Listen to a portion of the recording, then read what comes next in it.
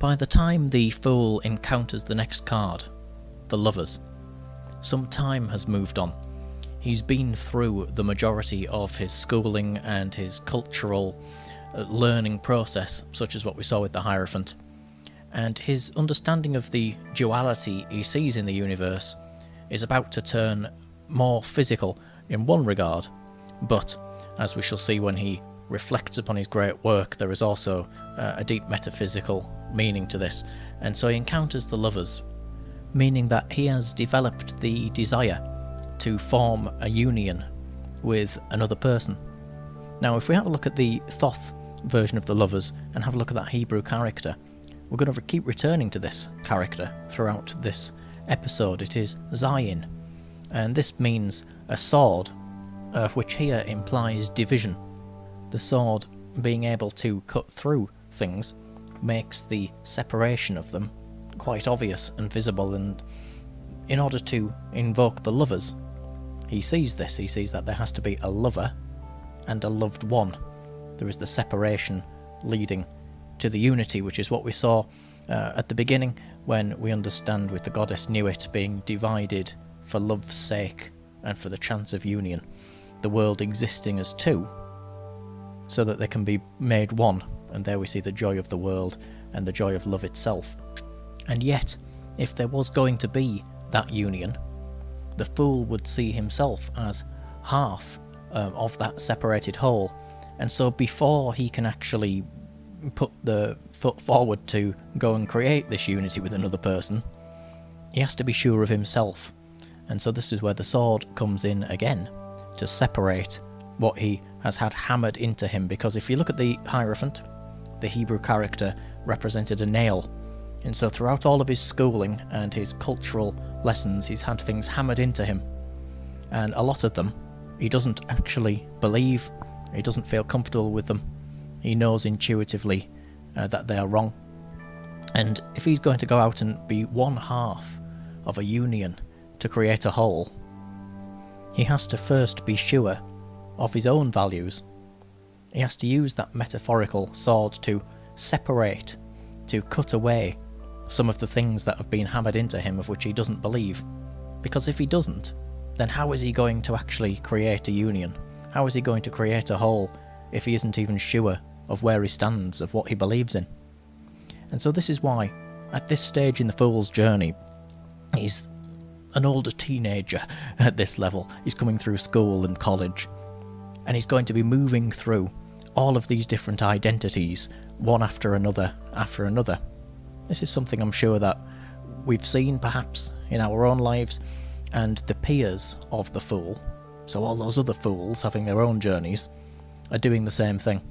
It's almost like they're browsing through a catalogue of identities, and they are very firmly involved in them for a short period of time, and then they move on to something else.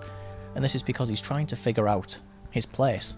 He's trying to separate himself from some of the untruths, some of the propaganda, some of the rubbish that he's picked up through school and church and culture, and say, well, this is who I actually am. I want to find that place where I belong. And he will find that the other half of the unity of which he craves is doing the same thing. They're moving through the identities as well. And so it's like he encounters somebody when he's lost in the woods, and instead of just going separate ways, they decide to try to find their way out together, and so a union has formed. And then they might realise that some of the things the Hierophant, the teacher, the religious leader, has told them probably wasn't the right way after all, and so they go and forge their own path, and so they actually know where they're going, they know what they stand for.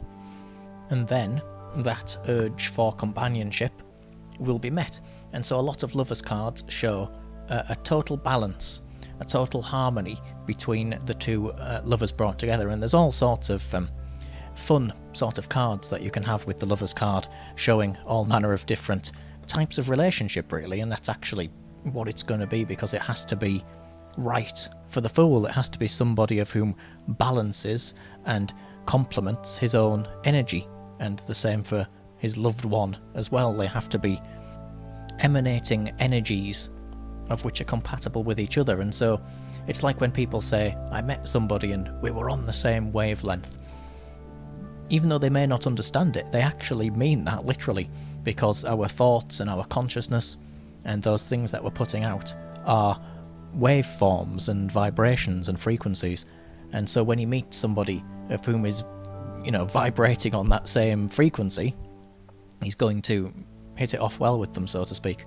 And so this is why the lovers are perfectly harmonious and balanced. And of course, it is a companionship.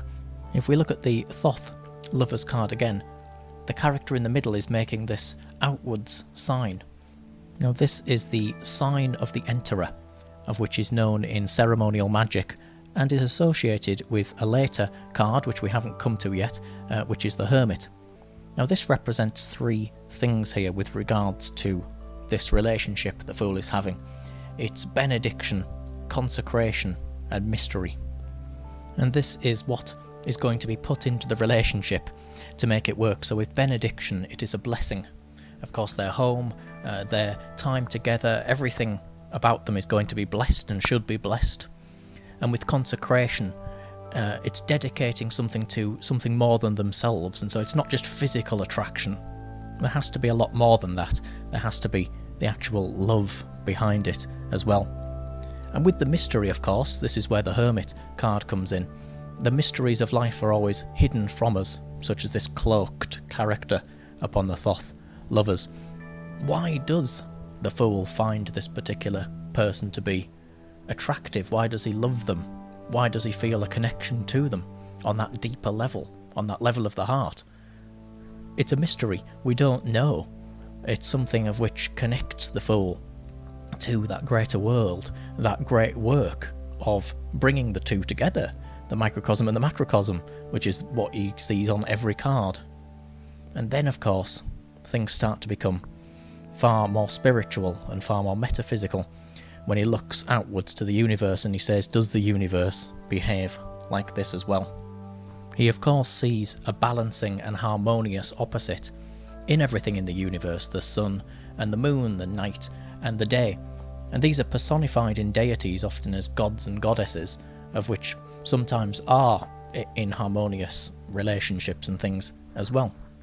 Could certain forces in the universe be magnetically attracted to other forces in the universe, creating these great spirals and twirlings of energy and vibration, literally being drawn to one another across great spans of space and time?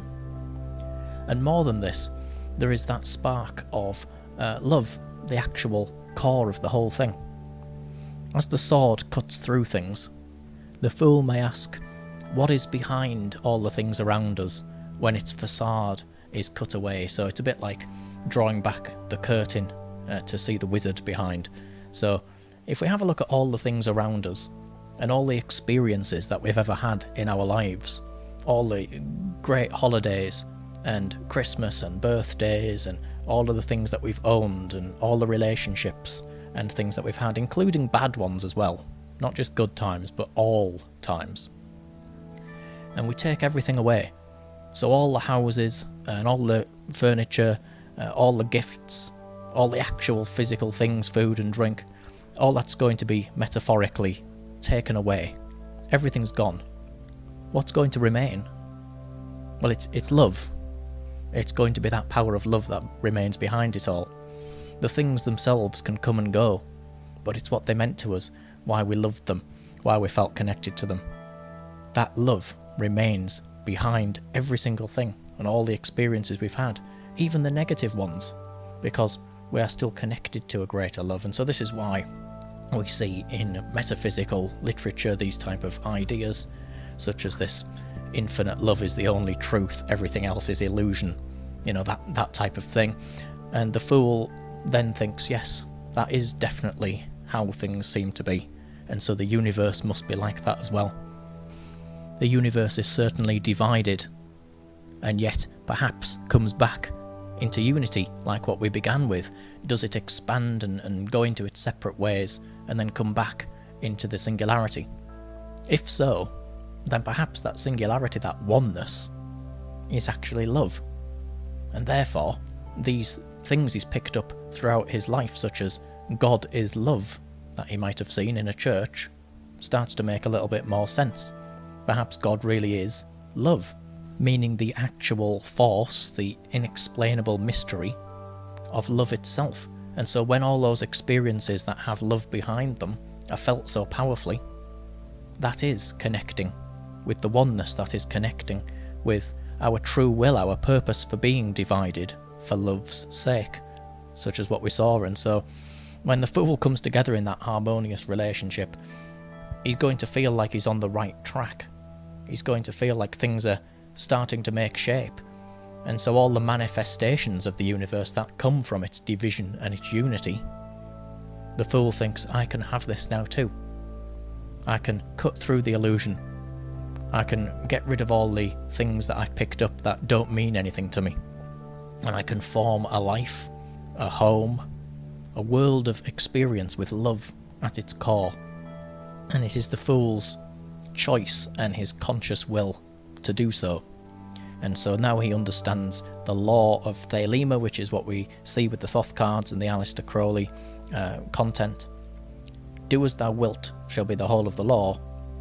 Love is the law, love under will. And so he can make any choices he wants. He's chose his partner, he's chose his home, he's going to be choosing his career and things as he moves on. It's his choice to make them. But he should make the choice with love at its core, because that's his true will. That's his true reason for existing. His will, his intention, his power of manifesting thoughts. Though that sounds very much like how a god would behave. And if that will and consciousness is love, well then we're back to God is love again. We're back to that union of everything coming together and him connecting and being one with the universe. If that's how the universe manifests and behaves, that's how the Fool's going to manifest and behave as well. And so he knows he's on the right path, the path of his true will. And so he puts those feet forward, he forms this union. And his journey, as always, continues.